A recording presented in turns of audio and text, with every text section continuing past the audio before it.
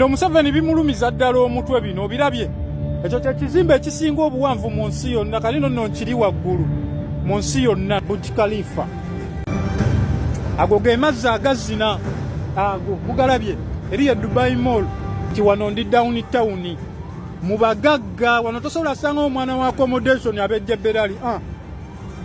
kababa ba mobile money ku union tosobola balina visa abanno bano wano ndi downtown ebizimbe mu birabye babita skyscrapers ebizimbe ebiwanvu biba byepanze nga matatu kati bino Museveni bimulumya omutwe bino taagala birabako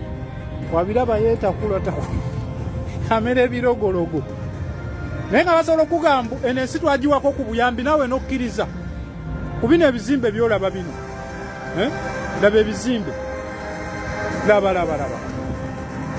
bibyo biwanvu downtown e Kampala oba Mwowino Wakiseka Kafumbe Mukasa mbu ensi twagiwako ku buyambi mbu ekyo osobola okikiriza